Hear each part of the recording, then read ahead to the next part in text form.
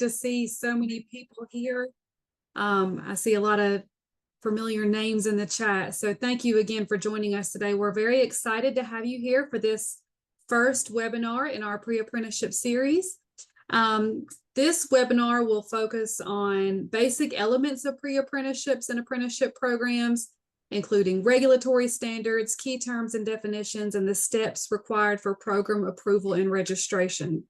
And then the remaining two webinars will help us understand how to build and deliver quality pre-apprenticeship programs.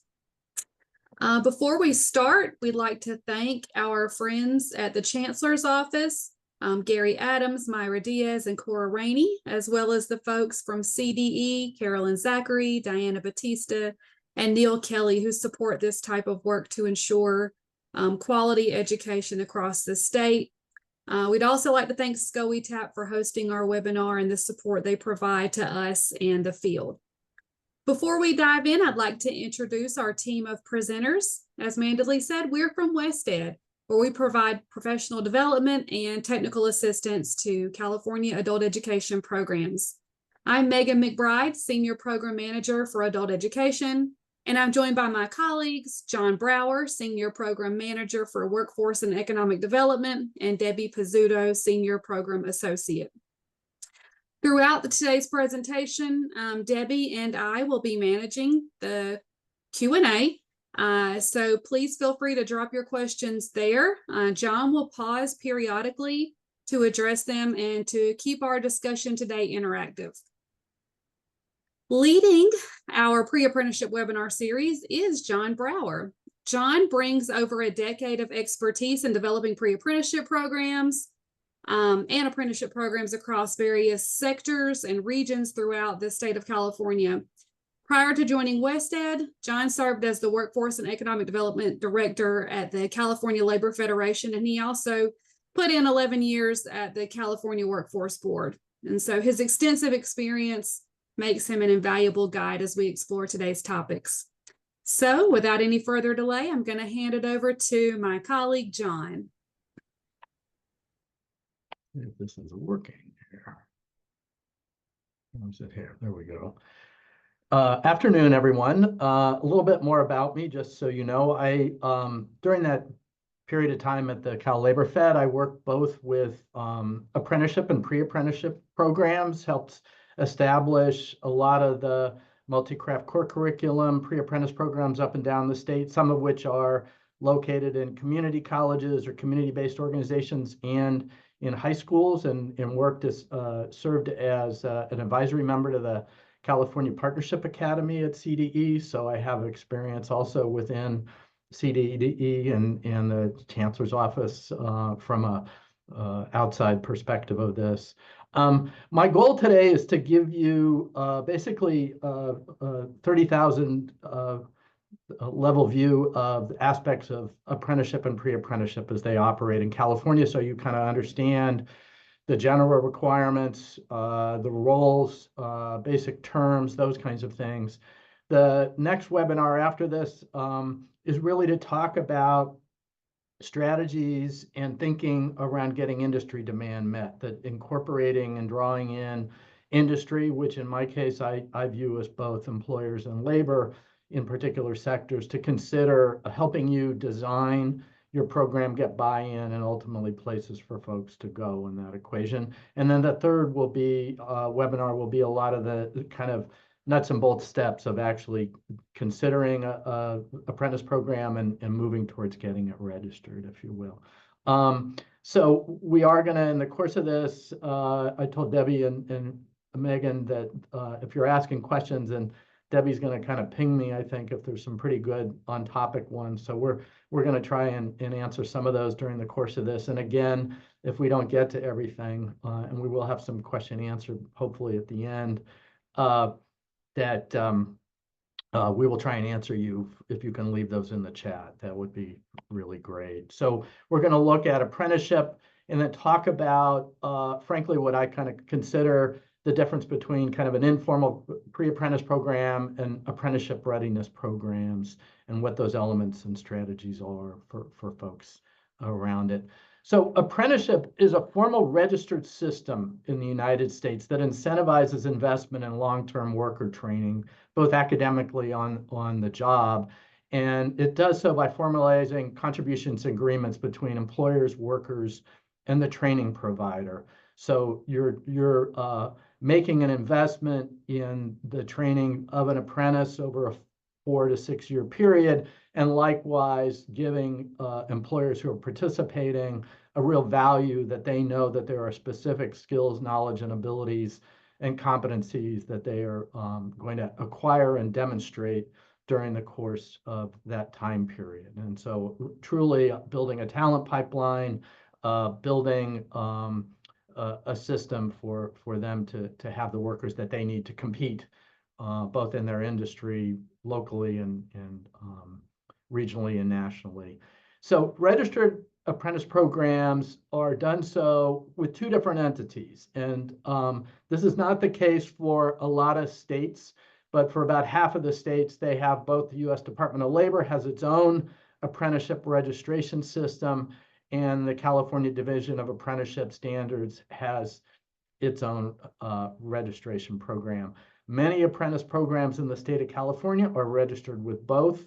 If you were in some other states, as soon as you registered with the state, you would automatically be registered with the Department of Labor. I think that's going to be important later on, and probably in the third webinar, for you to understand, because there are both funding sources and requirements that are slightly different for each of those two entities. But a lot of folks, the general rule is they do registration with both entities in there. Their job as providing oversight is to actually register the apprentices. So each individual apprentice is actually registered with the state or with the Department of Labor. They are charged with providing administrative oversight and registration of the programs, and that'll be the initial interaction you will have with one of those. They actually monitor apprentice programs for compliance and quality assurance. So are apprentices actually being journeying out or getting completion? Are there issues with that program in terms of that and the quality of the training itself? They actually provide technical assistance. And so they're a good place, both whether you're considering registration and then afterwards looking to DAS and DOL as somebody to provide you technical assistance in your program operation and what you deliver. They also can help build partnerships. I mean, I think there are other stakeholders in the state, but help build partnerships with sponsors, employers, education providers, and the workforce development system in general. They monitor graduation rates. If you look on DAS's website, for instance, you will see that they are putting up statistics on those. And frankly, they keep entities from exploiting the apprenticeship system and apprentices. So there is actually, for DAS, for instance, an appeal process for apprentices who are being let go if they so choose to appeal their status within the program. Registered apprenticeship includes an indentured agreement between the apprentice and the employer and the apprenticeship committee or sponsor. So everyone literally signs a document that outlines their responsibilities to each other in that particular equation. And I think that's really important for people to understand, whether that's DAS or DOL. So if you are an apprentice, you are making a commitment to learn the knowledge, skills, and abilities that are outlined in the apprenticeship program. You're meeting requirements around attendance, those kinds of things. And likewise, the apprenticeship committee and sponsor and the employer are making a commitment to that apprentice to basically teach them both classroom instruction and on-the-job instruction and curriculum. So that's a major piece. And you literally sign in California, it's a DAS-1 that everybody signs, and that makes somebody a registered apprenticeship after the program has been registered, if you will. And also the graduation requirements, the back end, the progression, and then the back end. So folks know how long that apprenticeship is going to take and what they need to meet and when they're actually going to be finished with the apprenticeship program. There are basic elements that are generally included in every registered apprenticeship program. One, kind of stating the obvious, but needing to state it, is employer involvement. That you have the employer engaged in signing off on what the standards of the work processes that the apprentice is going to be connected to, particularly in relationship to their on-the-job training, that those work processes themselves are also standardized. On the traditional side of apprenticeship in the state of California, there are actually minimum industry training criteria for the building trades and for the firefighters. More of a hodgepodge for other non-traditional apprenticeships in the state of California. There is related classroom instruction in California for DAS registered programs. A local educational agency, which could be a high school, could be your adult school, your regional occupational program, or your community college, has to basically sign off on that curriculum and get it approved. So an apprentice program, if they're registering with the state of California under DAS, has to actually get approval from an LEA. There is a schedule of wage progression. There's an expectation that as you move through apprenticeship over a 4 or 5 year period, that there will be wage progression going on. As you're gathering more knowledge, skills, and abilities, you're becoming more of an asset for your employer in that equation, and hopefully that's also incorporated into that wage progression. And then lastly, there's an award of a portable, nationally recognized industry credential. So somebody who journeys out, for instance, in a traditional program, say an electrician, and they do so, say, through a registered program in San Diego, if that person goes to San Francisco or goes to Reno or goes to New York, that is a nationally recognized credential that they can take with themselves. And that theoretically employers will recognize and value that and recognize it as a reason to hire them in that equation. Under minimum DAS standards right now, the on-the-job training piece takes about 2,000 hours, excuse me, and that may be spread over 4 or 5 years, given the length of the apprenticeship program. It's also combined with at least 144 hours of that related classroom instruction. Again, that's approved by a local educational agency. It is slightly more for DOL. There is right now, the previous administration on January 15th actually put out a proposed rule to mirror this as their minimum. Given the state of things in Washington, I have no idea whether that proposed rule will move forward or be taken off, but they're roughly the same. It's a little bit more right now on the DOL side, more like 2,600. There are 3 types of apprenticeship that apprentices demonstrate their knowledge, skills, and abilities. So one is time-based, that they are doing, in addition to learning the work processes and doing the OJT, that it's strictly time-based. Others are doing it based on competency-based, so testing and demonstrating knowledge, skills, and abilities. The vast majority are hybrid, where apprentices are doing both in those. The other aspect of all types of apprenticeship is the assumption that apprentices are being paid on day one for being an apprentice. So that may be the big differential as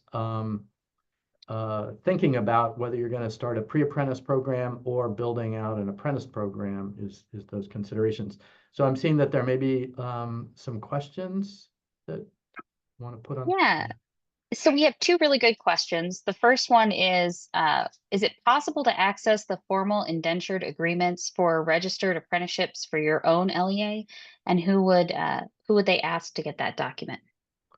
I would, so it would be the either the Department of Labor apprenticeship program or the Division of Apprenticeship Standards. So it would be those programs should be able to give you those, I believe. They should be on record with them. Okay. And then the next question is, what is the acronym that you shared? What does it stand for? DIF1? D, DIF-1? Form 1. It's literally a paper form that apprentices and the sponsor and the employer sign that is filed and on record with the Division of Apprenticeship Standard. So, Awesome. Those were the only questions for now. Thanks, John. okay. And how am I doing? Am I talking too fast, Debbie and Megan? I hope I'm not. I'm a little wound up, folks, hearing there's like 300 of you there. So in that. You're doing good. I'll interrupt you if there's questions. Okay.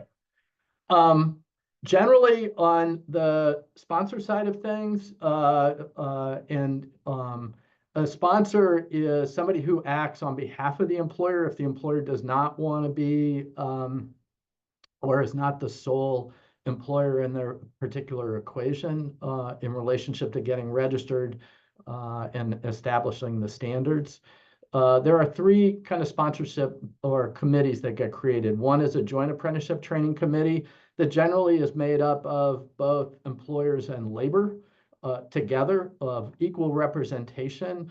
I think there's a misunderstanding, particularly in California, where the vast majority of existing apprentices are in a JATC with, for instance, the building trades, that it's just the union. And in fact, they have equal numbers of employers and labor who set those standards, monitor the requirements, monitor the graduation rates. Big difference here is that those employers also through collective bargaining agreements are actually contributing training funds towards paying for the apprentices to be trained by the committee itself. A unilateral is a single employer or employers only training committee that has established that up. The ABC construction would probably be the best example of that across the state. And a plant apprenticeship is a version of either of those two pieces, which is specific to a particular location or workplace. So PG&E may have a plant program to help them have overhead line apprentices working for PG&E, or somebody at a manufacturing firm may have it for their 3 locations as well. And so that's actually just a hybrid of either the joint or unilateral. Yeah, go ahead, Debbie, you have another question? Someone's asking, would competency-based be tied to time-based? And can you explain that a little bit more? Would this still require the 2,000 hours? It would still require the 2,000 hours, so that's a minimum. The time-based tends to be more kind of, the competency-based is more test-based. I don't know how to specifically, I'd have to pull out some examples specifically in relationship to it. And it's why it generally is a combination of the two. Time-based is generally they're doing the work process theoretically and getting demonstrated, but the competency may have more actual ongoing testing and competency demonstrations around it. I can share maybe when I bring my friend from the Machinist Institute, we can bring their workbook that folks have to sign off on, and that'll give you an idea in relationship to those. Okay. And then another question, does the LEA play a role in the Joint Apprenticeship Training Committee? Somebody set me up for the next part of this equation. Thank you, whoever asked that particular equation.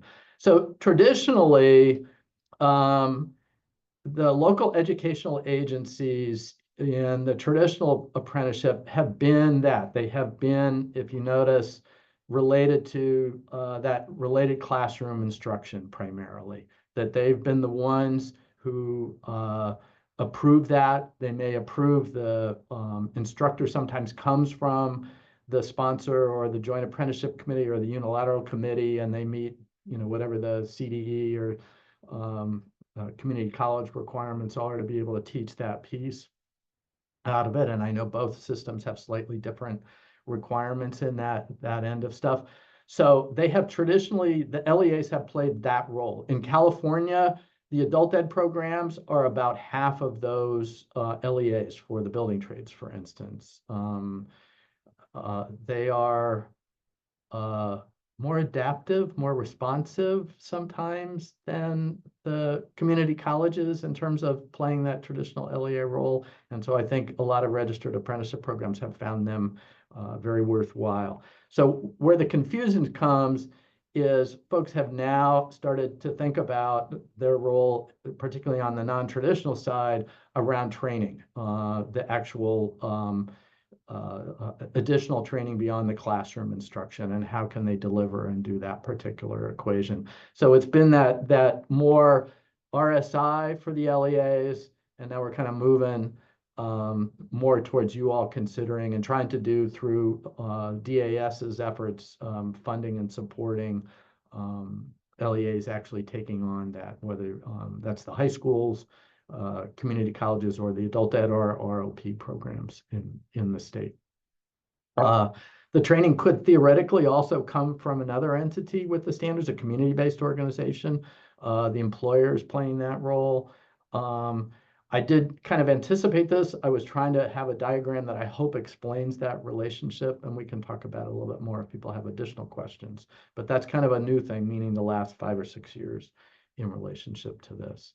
And kind of moving forward with this, there's different pieces on the requirements that DAS and DOL oversee. The first one is really the basics of identifying the job classifications, if you will, that are the apprentice program are going to be created for. So actually going to the standard occupational classification, the SOC codes, and identifying those, seeing if there is in fact already an existing registered programs either in California or around the state really helps. Again, DAS and DOL staff can help do that research and identify, excuse me, existing job classifications that have registered programs for them. This is just a sample of utilizing the SOC codes in that particular equation. Then moving to that is really setting those standards that I talked about before for each job classification. So if you're doing something for one occupation in manufacturing, for instance, if you're doing a CNC machinist or a maintenance machinist or a CNC tech operator, they each have their own registration relative to and standards in the equation. And so that's both in terms of their work progression, what the work training, what the work processes, what the work skills look like, the curriculum piece for related and technical and classroom instruction, and then certification. So in the middle of that, not just an industry or nationally recognized certificate, there may be certificates within an apprentice program that industry sees and needs and has built into the equation. Some examples of that that I've experienced, and again, within the building trades. So during the recession of 2008, plumbers who came through plumbing apprentice programs and were apprentices or journeying out, those folks who continued working had a particular certification for putting in gas lines in hospitals, which everybody didn't have to get, but is extremely helpful. In the electrical end of things, as we're moving towards solar and passive zero emission, things around automated demand response systems that are metering remotely, or solar installation and other things like that. So you have a question, Debbie? Go ahead. Yeah, someone's wondering who sets the starting wage for the apprenticeships, and is it negotiated between employers and unions, or employer and LEA? So for a joint apprenticeship training committee, that will be negotiated. It's probably reflected in the collective bargaining agreement between the labor union and the employer. For a unilateral, it's probably between the employers and the program sponsor themselves in that equation. Okay. And then who establishes and develops the standards? The standards are essentially proposed and then approved by DAS and DOL. So they may already have registered apprentice programs that they are building off of and looking at when establishing something new. California, in the DAS system, the formal apprenticeship side, meaning the building trades and the firefighters, is set. They have something called minimum industry training criteria. So literally every 3 to 5 years within that, and say for the electricians, you will have three leaders of the electrical unions and then 3 electrical contractors, and they actually put those together and either revise them and build them. So every electrical program, apprentice program in the state has that same standard. Same for about 30 other construction trades, as well as the firefighters system in the state of California. Everybody else is sort of figuring it out now, and I think that they're kind of bringing those to DAS and getting them moved forward. I should also say that there are 2 different bodies that advise DAS, and I forgot to say this. One is the California Apprenticeship Council, and they essentially provide regulatory support. They literally have a role in approving new apprentice programs on the side of construction and firefighter side. There is another entity called the Interagency Council on Apprenticeship, which is much more advisory. They're helping the Division of Apprenticeship Standards and the Labor Secretary, advising them on how to create new apprentice programs, but don't have the same ability to set regulatory requirements and standards that CAC does around it. Thank you, John. Okay. And I just wanted to let everyone know that if you don't have your Q&A open, that Mandalee has shared a link that Myra shared from the Chancellor's Office for Apprenticeship Resources and Programs. And I'm answering some questions in the Q&A that may not need to be answered live. So still ask your questions in the Q&A. Okay. And so some of the things that get spelled out in the apprenticeship agreement are the requirements of that program. So it may be age requirements. Obviously, high school youth programs are a different category right now. A program might require a high school diploma or equivalent. It may require, because of the nature of the apprenticeship, to have a valid driver's license, because you're maybe going to multiple work sites, and to be able to pass a basic aptitude test. So sometimes that could be something in math or reading, other pieces. And again, that's a role that pre-apprentice programs can play in helping that. That folks are, what's the attendance requirements for apprentices? What's the defining the work training? So the work processes and those kinds of things, as well as the certifications that are required, and who's responsible for delivering those within the program. And then it goes from there. Though that first set is obviously pretty applicable to what the apprentice experience is, but it also does spell out the requirements for the sponsoring employers relative to on-the-job training and wages and those kind of things. Requirements for the apprenticeship committee, whether it's a joint or a unilateral as a governing entity, what they have to do around that. The requirements of the LEA, approving that classroom instruction is spelled out as well. There are evaluation policies that may get established relative to the employers and the instructors, and those requirements. And again, the completion requirements. So apprentices and program sponsors actually know when someone has journeyed out into the program around it. I'm going to pivot really shortly in a short fashion.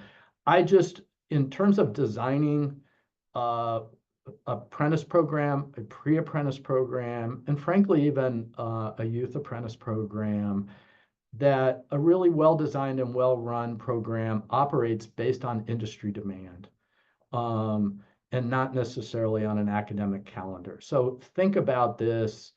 You obviously operate on an academic calendar, but the meeting industry demand should be a really big driver in creating an apprentice or pre-apprentice program.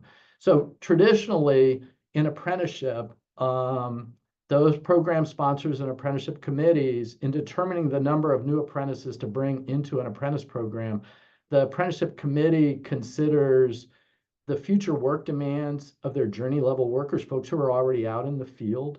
They figure out the work availability on the job for their existing apprentices over the next year, roughly. And then what is that going to also mean, that total demand for the number of new apprentices? So a lot of existing apprentice programs in 2008, when the economy fell out the bottom, they stopped bringing in apprentices because they didn't have work to meet the apprenticeship requirements. And that's very different than just trying to get to 25 butts in the seat or whatever your minimum attendance rate is. It's something for you all to really understand if you want to take on that training role and the sponsorship role in the equation.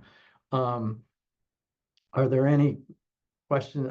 That's going to be something over the second and third that I'm really going to delve more into, but I just wanted to put a pin in that one for everybody.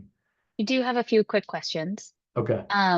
What is the best site for locating existing standards that have been approved? Do you have any best sites for Again, that? they should all be on file.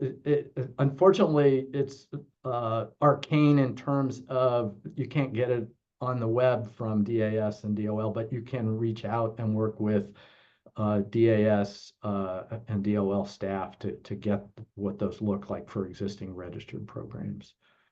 Okay. They are there. It's not the most transparent area in the world, frankly. Okay. And then another question, is there a maximum age requirement for apprenticeships? I'm not sure if Kim meant minimum age, like 16 and up or 18 and up. I think it's generally established as 18 by most of the industry because there's work requirements. So traditional work requirements. So it's built around that primarily. There isn't a maximum age at all. I've seen apprentices even go into the building trades and not the firefighters, but other occupations well into their 40s and 50s, frankly, around it. Okay. And then go ahead. We have a couple questions that rolled in. Do we Okay. have any resources for teaching apprenticeships? I'm not sure what the nature of that question means. Apprenticeships for teaching. I believe the state has put out monies. Actually, the Department of Labor and EDD actually have put out monies as an initiative to have teachers go through an apprenticeship in the last long while, or about to anyway. And so that the labor agency would know that, I think, and we can find out when that's supposed to come out, Debbie. I know it's there, and an intent of this governor and the labor agency to meet the shortage. Okay. We have a question about pre-apprenticeships, but since you're going to dive into it, I'm going to hold off on it, and I'm going to hold off on another question until you've gone through pre-apprenticeships a little bit more. Okay.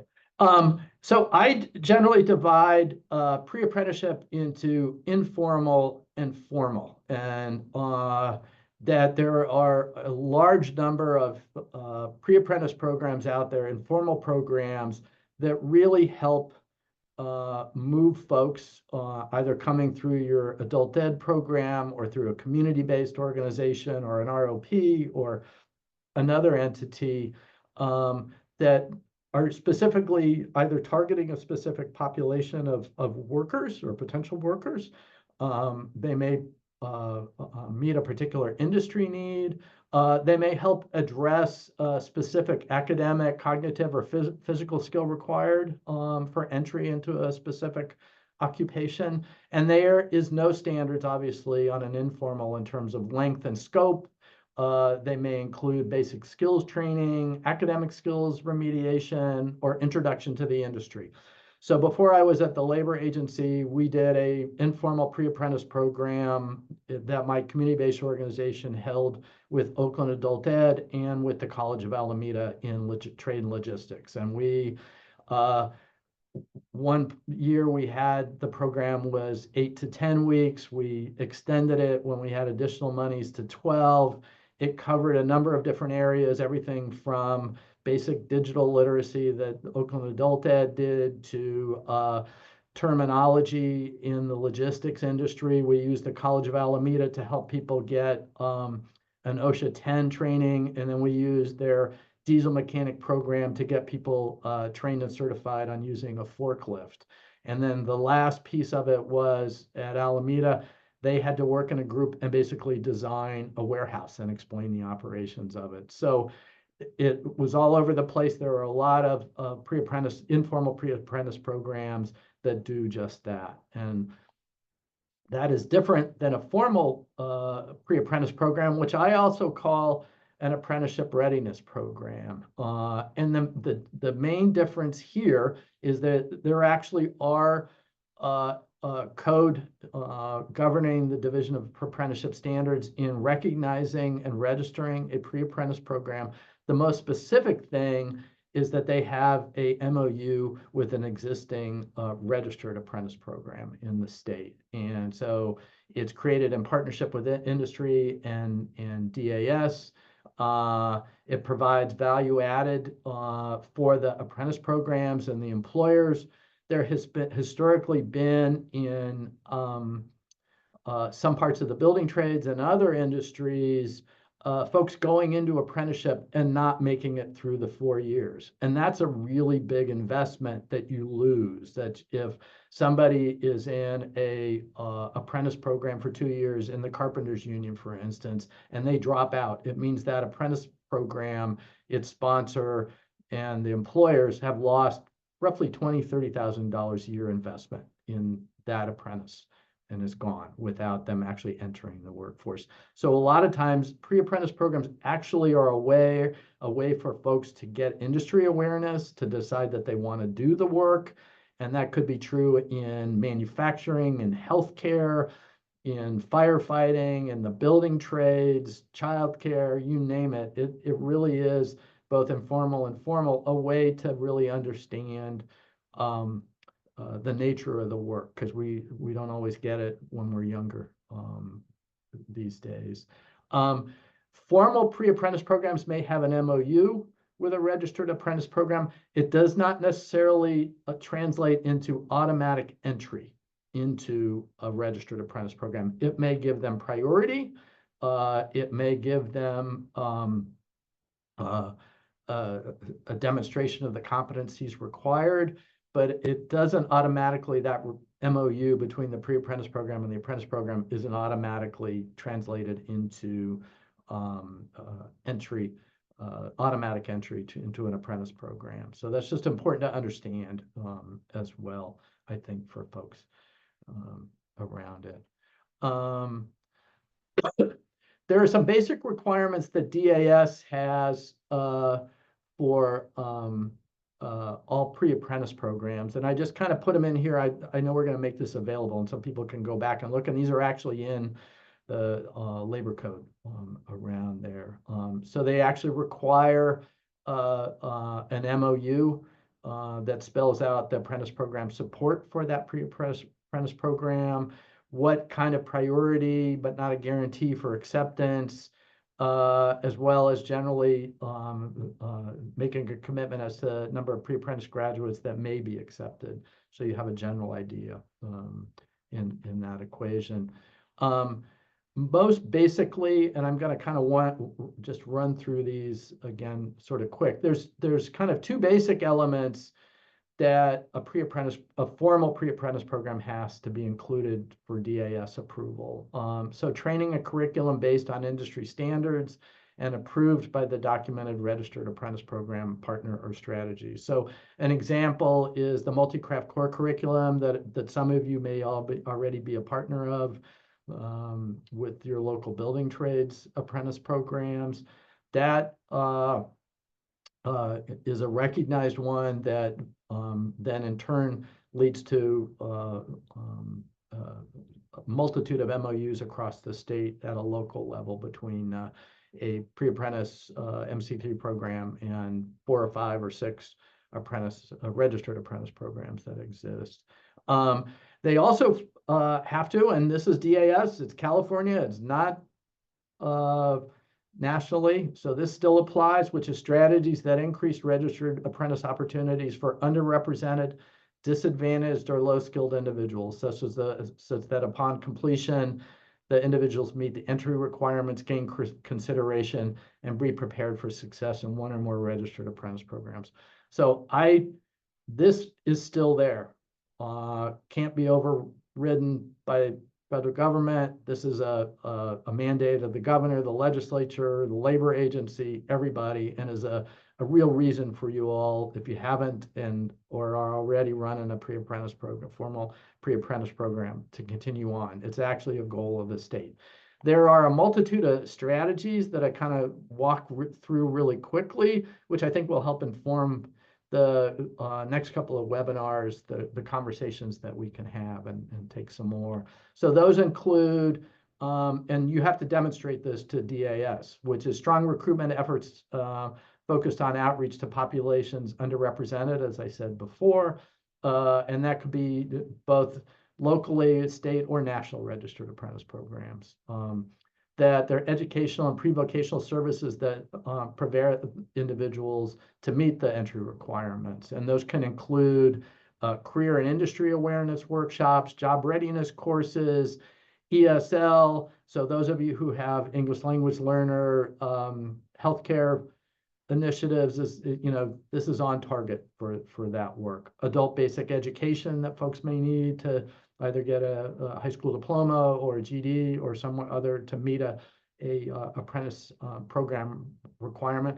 Financial literacy seminars, really important in apprentice programs and work where it may be seasonal. So folks may be working a big chunk of time during the year, and then because of weather or the nature of the industry or whatever, they're either back in the classroom doing apprenticeship related classroom instruction and not necessarily earning monies, or mathematics, which in a bunch of places is an area. So providing those educational and pre-vocational services really critical.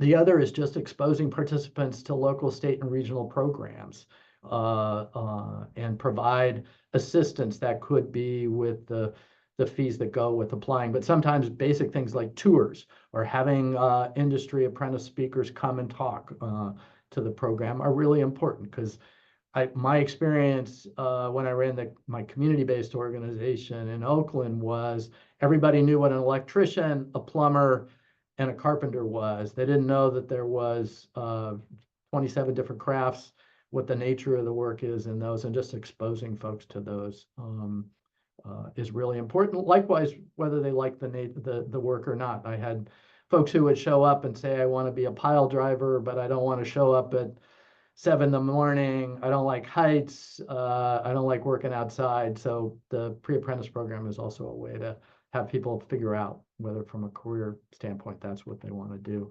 Other pieces, obviously, facilitating appropriate support services, particularly during the pre-apprentice program. So that may be lining up transportation assistance, technology assistance, basic case management, other things like that. If there's a physical preparedness aspect to the apprentice program or an entry requirement, working with them to do that. I've seen phys ed departments and other folks provide those kinds of things as part of a pre-apprentice program. Providing training on safe working practices when applicable, sometimes basic safety procedures like OSHA 10 or something around PPE use, equipment may also be really important. And I think, and the last is sometimes offering real contextualized learning to individuals in a simulated lab or experience, or through volunteer opportunities to learn the nature of the work too. And I think that's a real value for the adult ed system as well, that folks who may not even understand the nature of the work may also want to learn by doing. They may be a kinesthetic learner, frankly, like me, to do that as opposed to just traditional classroom. And you may be more resourced than a community-based organization or another entity around it. And then just one more, Deb, and then I'll take some, or a couple more, but is whether there's automatic acceptance or priority credits for acceptance, as I've said earlier. And then generally, DAS asks what are going to be the efforts to sustain that ongoing partnership between the pre-apprentice program and the registered apprentice program. So they're not going to have you just show up. They're going to ask. They're trying to get a commitment between both the apprentice programs and the pre-apprentice programs to have this last and be ongoing down the line. So you've got some other questions? And Yeah, we have some great questions. One of them is, the DAS approval is for the formal apprenticeship programs only, correct? correct. Okay. There isn't, you can create your own informal. The question then is it actually, if your hope and goal is to get folks into formal registered apprentice programs, is it actually going to be valued by them in relationship to acceptance or enrollment in? And you'll only know at that point by whether folks get accepted or enrolled or not in those programs. So. Okay. The next question is, are there any military organizations that are registered for pre-apprenticeships? This person's specifically referring towards like aircraft mechanics, things like that? Not the military. I do know that different airlines have established and different, in combination sometimes with labor unions, have created apprentice programs with their at different airports, if you will. The machinist, Casey Gallagher, who's going to be on the next webinar with me, comes from the Machinist Institute, and the machinists are one of the labor unions that work with their signatory employer airlines around airline mechanics. People have gone through various certifications and credentialing in the military that then translates over. I know that because I have a brother who did not go to college. He went into the Marines and learned avionics in the Marines, and then went to work for Delta. So that it's been a different pathway. It wasn't an apprenticeship, but that credentialing and certification. I think the state, again, is looking at particularly credit for prior learning as a crossover strategy in that, particularly between the military and the private sector and public agency work here, just because it really is spelled out. You can look at the SOC code, the standard occupational code that we operate under, and look at the military has a similar code that has a crosswalk to it. Thank you. I have a couple of questions, funding type questions, and then one about DAS. I'm going to jump to the DAS question and then leave the 2 funding for next. How can you get DAS to respond to your request to start a pre-apprenticeship? They do not respond to the email that is stated as the first step in setting a linkage agreement. Huh. If they're not responding,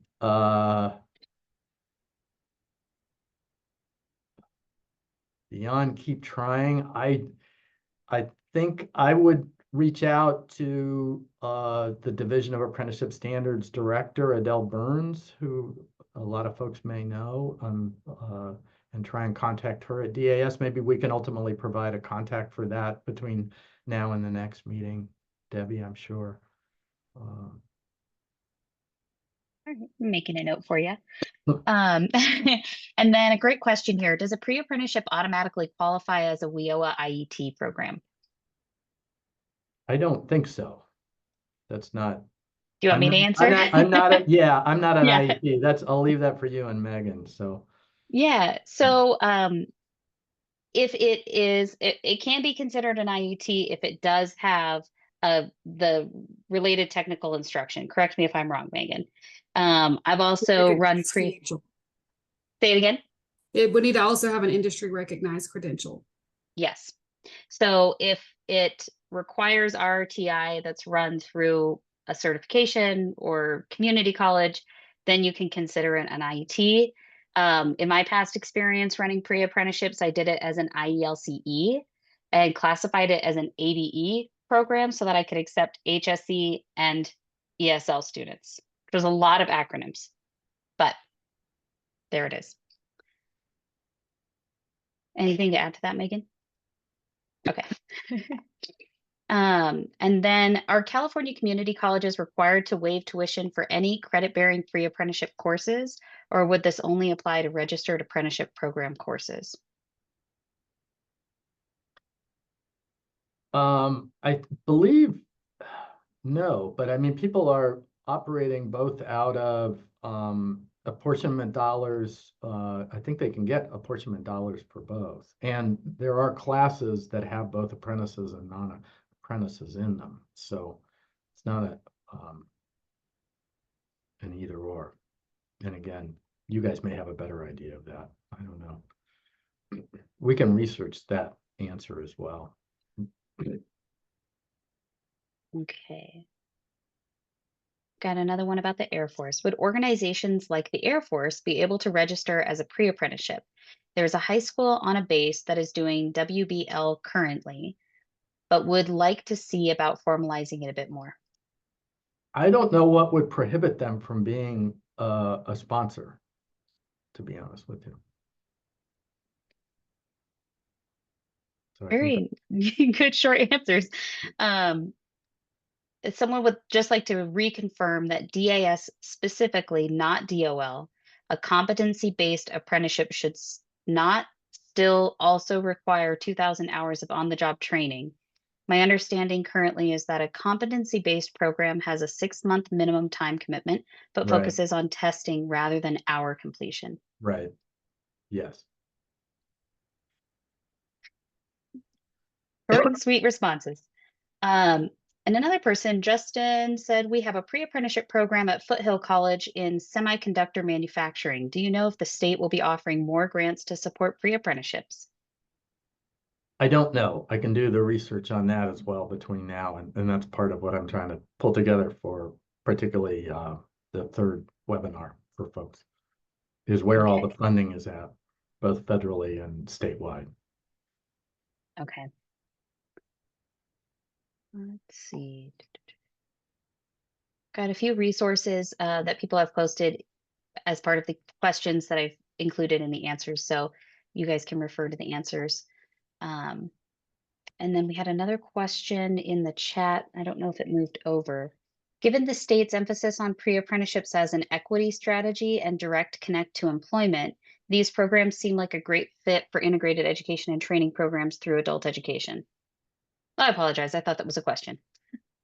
I think that's all the questions that we have for right now. It's a good statement. It's a better statement than question. There's a few other questions that if you attend the next 2 webinars, you should be able to see pre-apprenticeships and apprenticeships as a whole and be able to get a better understanding of everything. And I'll look at those to make sure that they're answered. All right. Thank you, John. That concludes our session. Thank you to everyone for engaging with us in the Q&A and with your peers. Like Debbie said, please feel free to contact us with additional questions. John will try to answer some in our next session. Thank you again to SCOE-TAP for supporting the webinar. I'll turn it over to Mandalee now for any last words and to give you instructions on the survey. Yeah, no problem. Thank you, WestEd team, John, Megan, and Debbie. Holly Clark, my colleague, has dropped in some links. So for the next 2 sessions that they're alluding to of this series, you're definitely invited to please register if you haven't already, as well as provide some feedback for us as well as our panelists. If you can please click on that evaluation link, we'd greatly appreciate just a few moments of your time to let us know how we're doing great, maybe how we can improve. And I think that'll do it. We will see you all next time. Oh, a quick note. A few people have asked, we will remediate today's session. And once it's fully remediated, we'll share via a direct email as well as post to our CalAdult Ed website. All right, everyone, have a great Tuesday afternoon. Bye.